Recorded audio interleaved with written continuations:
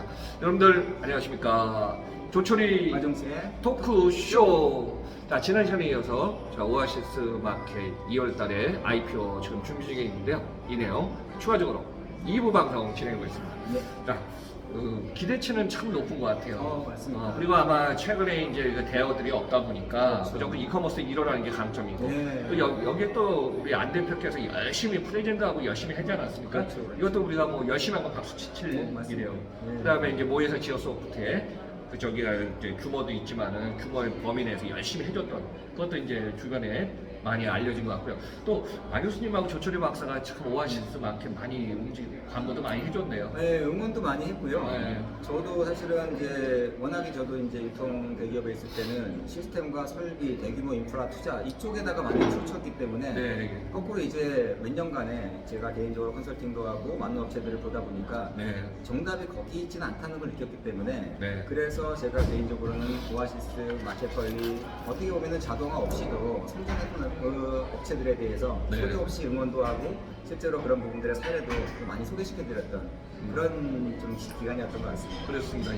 이게 이제 규모가 작으면 수동화가 답이 될 수도 있고, 그 다음에 우리가 출하 빈도가 높은 상품들을 하면은 이게 이제 뭐 자동화가 맞을 수도 있고 여러 가지가 있는데 그런 부분을 우리가 방송에서도 얘기했지만은 기업은 이제 규모가 커지고 물론 이제 상장하면은 이제 투자 자금에서 지금 계획대로는 되겠지만은 그럼 뭐 자동화 반자동화 이게 사람부터 인력부터 운영부터 모든 게 지금 다 바뀌겠네요. 그렇죠.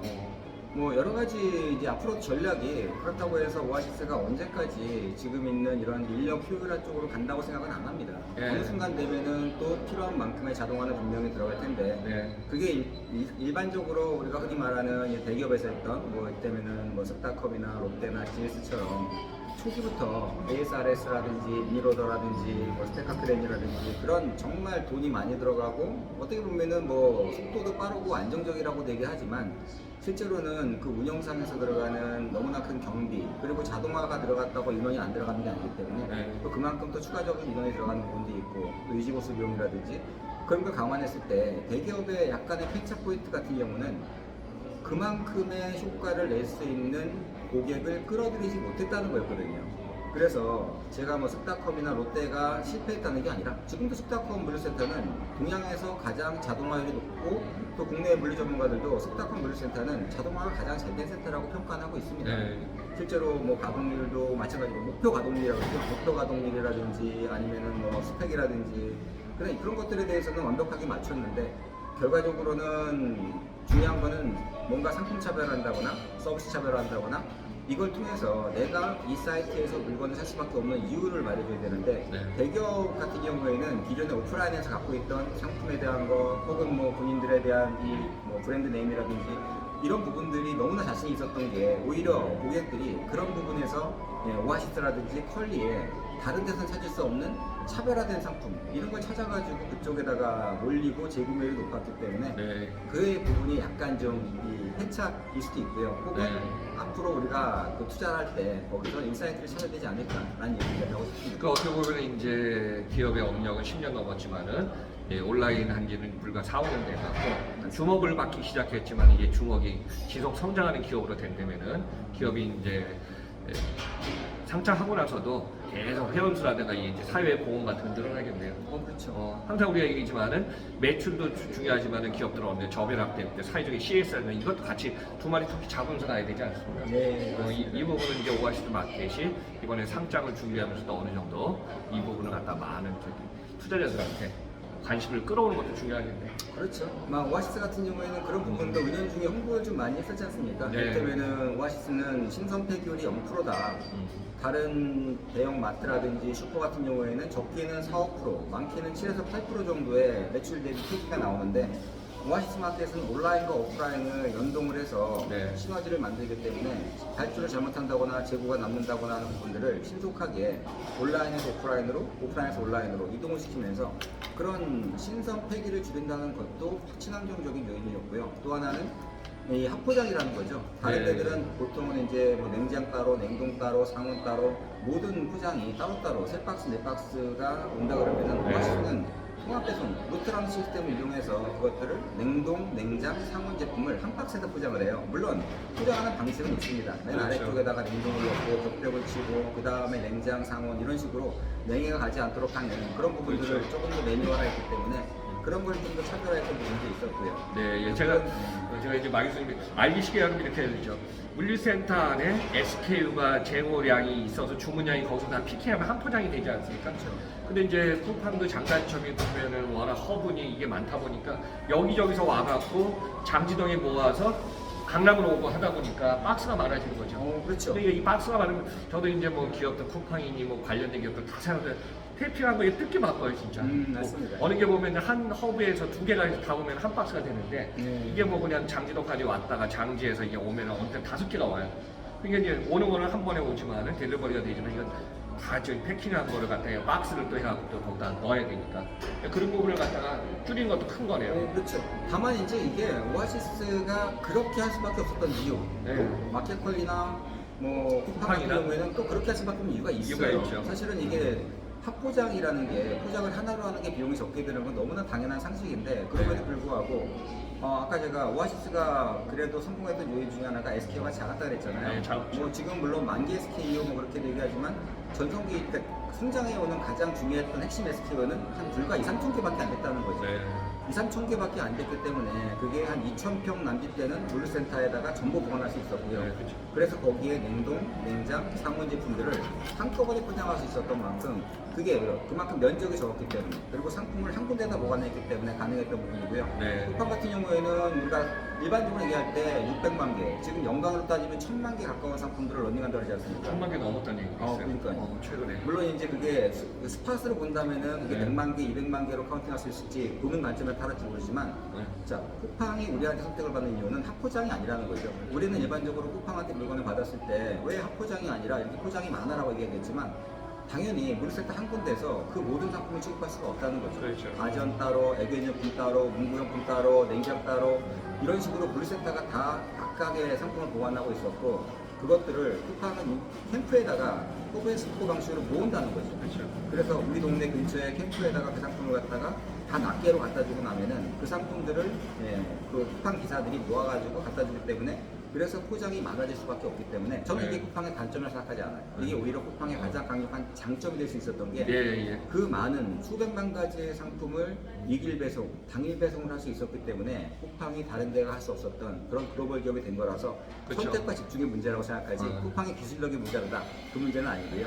네. 그렇게 알아주시면 자, 그래요. 여러분들 이제 보면 전문적인 분들도 있지만 기본적으로 허브앤드스포크 허브로 다 모여야 되거든요. 그렇죠. 그 다음에 이제 포인트 이제 허브가 허브학기를 링크시킨 거거든요. 그렇죠. 그러니까 쿠팡 같은 경우는 모든 걸 갖다가 자기네 동네에 가까운 반경 10km 안에 다 그쪽으로 이제 허브화 시켜서 오는 거고 그게 이제 델리버리 속도가 이제 라스트 마일이니까 빨리빨리 오게끔 만들어준 거거든요. 근데 이제 기업에 따라서 이 어떤 전략이나 운영, 물류 현장, 델리버리 이게 다 다르기 때문에 이거는 물동량, 거리, 동선 다 수시로 계획 변경되겠네요. 맞습니다. 그러니까 오아시스 마켓이 사이즈는 커지고 여러분들한테 이제 중요한 건 뭐예요? 소비자가 주문에 편리해서 모든 걸 갖다 기업이 감동을 받고 고객 감동이 되면 어떻게 계속 충성 재구매도 높아지지 않나요? 맞습니다. 그러니까 그 부분이 이제 오아시스 마켓이 이번에 투자받아 사이즈가 커지면은 기존의 오아시스 거를 유지하면서 더 전략적으로 좀 바뀌지 않을까 그렇게 한번 기대해 보면 되겠네요. 그렇죠. 오아시스도 언제까지 지금 이 몇천억 단위 회사를 꿈꾸진 않겠죠. 오아시스도 더 회사가 커지고 규모가 커지려면은 당연히 조단위 그 이상의 회사를 갖다 꿈꿀 텐데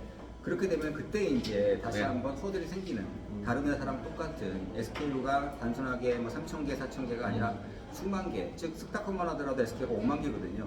SKU가 5만 개 정도가 된다는 거는 자동화가 없이는 운영이 힘든 그런 부분이 분명히 온다는 거죠. 네. 그리고 우리가 흔히 알고 있는 자동화 장비들, ASRS 같은 셔틀 같은 장비들은 아주 회전이 빠른 게 아니라 정말 회전이 느린 한 달에 한 개 팔리는, 6개월에 한 개 팔리는 그런 상품들을 보관해 놓고 SKU를 많이 보관해 놓고 그것들을 빠르게 꺼내기 위해서 자동화가 필요한데 그게 전체 매출의 5%밖에 안 되는 상품들을 위해서 자동화 비용으로는 3분의 1이 넘게 들어가거든요. 네. 그래서 자동화에 대한 ROI가 안 나오는 건데 지금 뭐 마켓컬리도 그랬지만 오아시스야말로 그런 SKU가 없었다는 거죠. 네. 그래서 여태까지는 그렇게 좀 고율이 나올 수 있었는데 분명히 오아시스도 매출을 올리기 위해서는 그런 고민을 하고 있는 거고요. 그리고 네. 자동화가 어떻게 들어갈지 거기에 따라서 오아시스가 제2의 도약을 하느냐 아니면 거기서 뭔가 문제점을 일으킬 것이냐. 아직까지는 그래서 오아시스 도전은 끝나지 않았다고 보고 있습니다. 계속 진행이죠. 네. 자, 그래서 지난 시간하고 이제 이번 시간 2회 방송에 여러분들한테는 이제 오아시스에 관련해서 또 이 현장 그 내용을 이제 참고하시라고 정했는데요.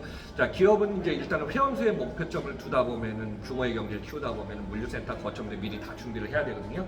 근데 그러려면 투자 자금이 많이 필요합니다. 근데 투자 자금을 먼저 계산하면서 어떤 회원수까지 포커스를 맞췄냐, 아니면 자기네가 잘하는 어떤 현재 캐시 플로의 능력에 따라서 하냐. 근데 오아시스는 후자였기 때문에 앞으로 이번에 상장하면서 기업 가치가 올라가고 시드머니가 한 6,700조 원 정도가 생긴다면은 계획한 거에 좀 가속을 좀 낼 것 같습니다. 근데 이제 최종 뚜껑은 2월 달에 하면은 공모가에 플러스 얼마가 될 것까는 여러 투자자들의 의향이 중요하지 않을까 이렇게 보고 있습니다. 자, 우리가 이제 예견하면은 이제 예상외로 기업 가치가 1조 원을 받는 건 잘 받는 것 같습니다.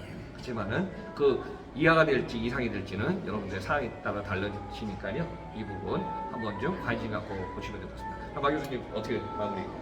예, 이커머스 기업은 기업 가치가 사실은 너무나 빨리 바뀌는 것 같아요. 우리가 재작년에 요기요를 봤을 때 속도도 그렇고. 그렇죠. 요기요가 쿠팡이츠가 나오기 전까지는 최소한도 한 2조 3천억 정도를 봤었거든요. 네. 쿠팡이츠가 나오면서 불과 몇 개월 만에 수직으로 좀 많이 좀 떨어지지 않습니까? 마지막에는 그래서 GS하고 재무적 투자자들이 인수했을 때가 뭐 한 8, 9천억 정도의 인수가 됐었는데 GS 리테일에 8천억 그렇죠. 그렇죠.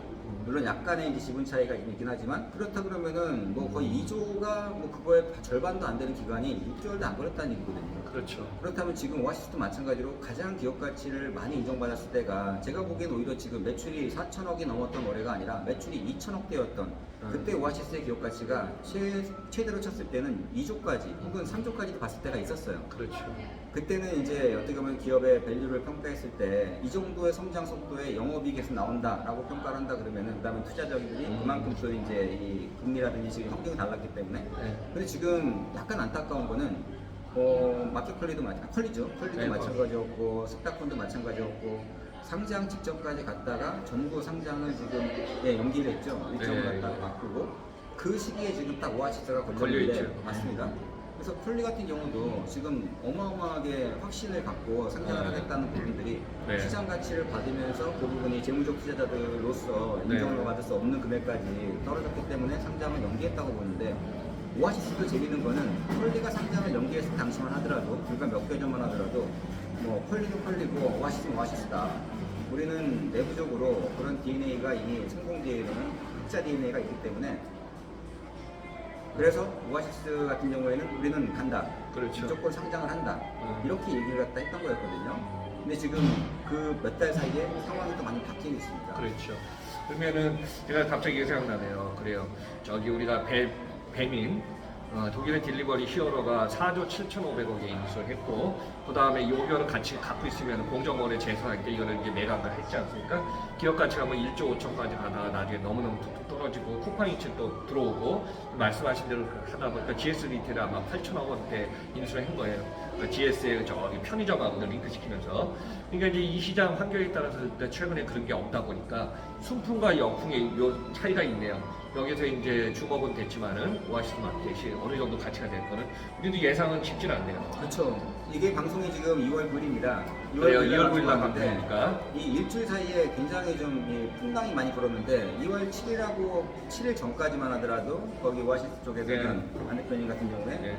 상장한다 하고 우리가 받을 이 밸류는 한 1조에서 1조 2천억 정도 그 정도까지는 이제 무난하게 받을 것 같다는 네. 또 IR 쪽이 말씀이 있었고요. 근데 2월 8일, 9일, 즉 어저께, 그저께 이틀 정도에 해서 이제 이 수요일치라는 걸 하거든요. 기업 수요일치 가치 평가라는 데 그렇죠. 2월 8일 날 발표했죠. 네. 거기서 원래대로 한다 그러면은 이 정도, 즉 네. 뭐 한 3만 원 정도, 주당 3만 원 정도의 공모가 된다고 한다면은 지금 오아시스 측에서 희망했던 1조 2천억 정도의 가치를 받을 수가 있었는데 네. 그게 지금 2만 원 언더 혹은 이제 뭐 1만 원대 중반 정도까지도 그렇게 약간 평가가 엇나갔거든요. 네. 그렇게 되면은 지금 현재 시장에서 인정받는 가치 같은 경우는 한 1조가 아니라 5,700억에서 뭐 그 언저리 그렇다 그러면 지금까지 투자를 받았던 재무적 투자자들 많지 않습니까? 그렇죠. 뭐 카카오부터 시작해가지고 한국증권부터 많은 그 투자사들이 있는데 본인들이 손해를 보면서까지 상장하진 않겠죠. 그게 같다고 보거든요. 오아시스나 마켓판이나 똑같은데 네. 재무적 투자자들이 투자한 그 금액을 훨씬 더 하회한다 그러면은 사실은 상장하기가 쉽지는 않을 것 같아요. 그래서 그렇죠. 그 부분이 좀 관건인 것 같습니다. 그래 최근에 이제 뭐 하루 이틀 사이 이렇게 지금 뭐 기사들도 막 쏟아져 나오고 이 변화가 있기 때문에 오히려 보면은 예상치를 못 미칠 수도 있고. 맞습니다. 그래 이제 관심을 이제 많이 받았지만은 요즘 뭐 기사 보면 주목되는 기사들 다 쓰잖아요. 네. 그리고 비슷한 내용은 너무 많으니까 또 막 교수님하고 이렇게 뭐 실전 이게 살아있는 사례 얘기하는 케이스도 많지 않기 때문에 그렇죠. 이거 여러분들 한번 참고하시면서 여러분들 한번 좀 방향 생각을 좀 해보셨으면 좋을 것 같습니다. 자, 뭐 방송하다 보면은 뭐 항상 15분, 20분이 좋다 그래갖고 이걸로 이제 2부 방송 좀 마쳤으면 하겠습니다. 네, 네. 알겠습니다. 자, 오늘 조철이 마정세 생생 토크쇼 2월 9일 방송 진행하고 있으니까요. 이 방송 2월 10일에 업로드하겠습니다. 여러분들 다음 방송까지 항상 시청해주셔서 청취 감사드립니다. 감사드립니다. 네, 감사합니다.